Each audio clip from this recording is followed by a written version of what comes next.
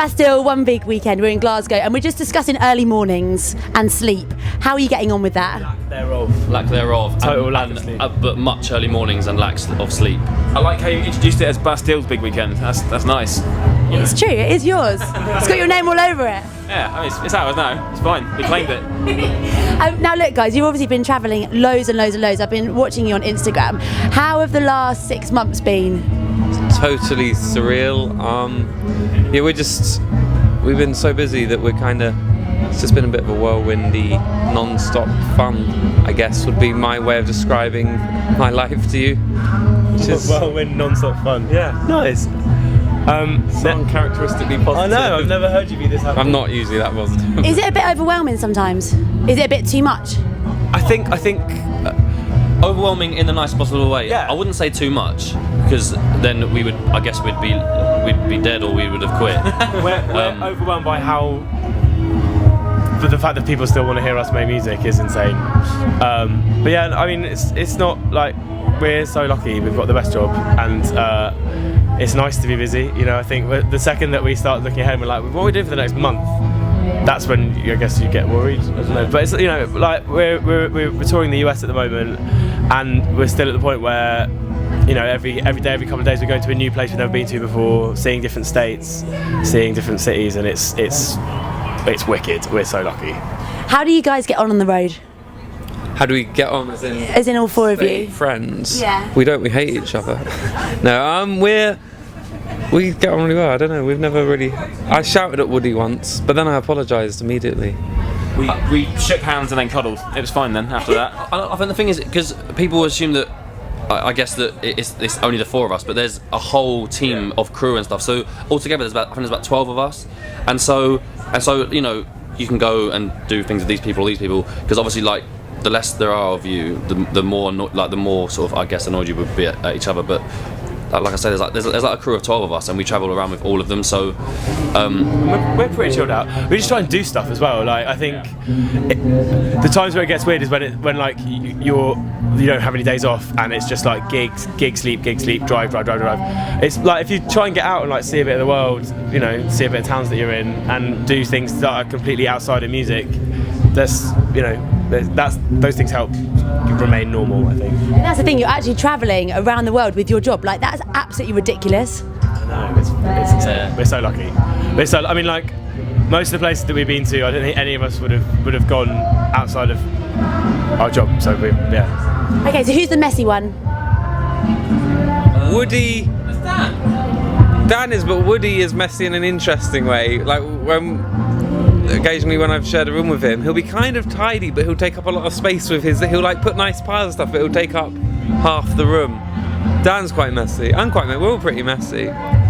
Who's the quiet one? Who's like the reflective one? Reflective? Yeah, as in like we'll sit, you know, and chill out and... Probably will. Yeah, I'm a bit of a misanthrope. I don't really... I actually actively go and just be on my own, which I think people find a bit weird. I'll go for walks, and people are like, oh, can I come with you? It's like, kind of not. Is that all right? But Will reads a lot, and a lot of philosophy, and he's a pilot. You're a pilot? I'm training to be a pilot. I was touring the world as well. What the fuck? There's no time. It's annoying, isn't it? I have about one lesson every 6 months at the minute. But you know. Who's the best cook? You can fly a plane, like full on fly a plane. Yeah, I can. Yeah, who's the best cook? Me. It is me. I've never experienced these two's cooking, and I'm definitely the worst. I haven't cooked for myself. Literally, I'm not exaggerating, for about 5 years. Carl invented an amazing meal. It's the pizza sandwich. Oh yeah. No, Carl's the best. Bread, butter, yesterday's pizza, butter, bread, and maybe a bit of salad cream. A bit of mayo as well. No. I'd like to hand my title to Kyle now. He earned it. Well done, mate. Pizza sandwich. It's a classic. It's a culinary revolutionary. Okay, on a night out, who is the biggest lightweight? Me. Literally. All comes back to Will. Give me a scotch, and I will be more drunk than anyone you've ever seen. After half a sip. But I can then drink 10 of them and not get any drunker. But the first half a glass will destroy me. Not to drunk in like 3 seconds, but then it stays there. So the line goes, one bit of drink, I'm the drunkest, but then he stays there for the rest of the night and can keep drinking. It's just like there's no, oh, I'm a bit tipsy. It's all or nothing. brilliant. It's a curse. Who's the most hardcore? Who can last like the longest? I don't know. On different nights. Different ones of us nights, are. Everyone gets a bit like, oh, it's my night, and you just go, you're on fire for the next few days. But Because Woody's known to be the last one standing, but then It's never me. I go to bed at like midday. And then it kind of jumps between we us. take it in turns. So what's next from here? Are you going back to America? We're in the middle of a tour, so we just came back for today and we're going back tomorrow. We've got a gig tomorrow afternoon in Boston. Ridiculous, right? But amazing. It's incredible. But like we've said that sentence a few times today, and I feel like such a knob every time I say it. Well, you're not a knob, so it's fine. He is. So one last question for anyone that's watching this that wants to be in your position. What advice or support could you offer them along the way? I always feel really like unqualified to give advice, but I think that just in terms of being in a band or being an artist or whatever, it's really, really, really important to have as many good songs as you can possibly.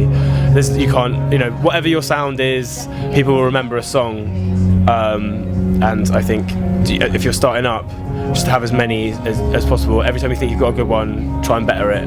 That's what I think.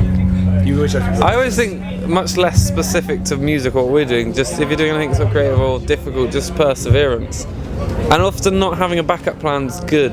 As in, I wasn't going to do anything else. I was unemployable, so I had to do this. I think just be unemployable and keep going. Yeah.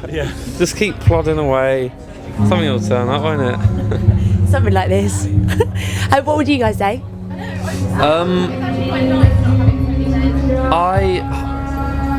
I don't know. I guess I don't know, because I mean, you need to have good songs and you need to keep going at it. Be a good musician. Just be good at your instrument. If you're not good, then who's don't want to listen to it? So practice loads. These guys did, didn't ya? Yeah, definitely. Woody?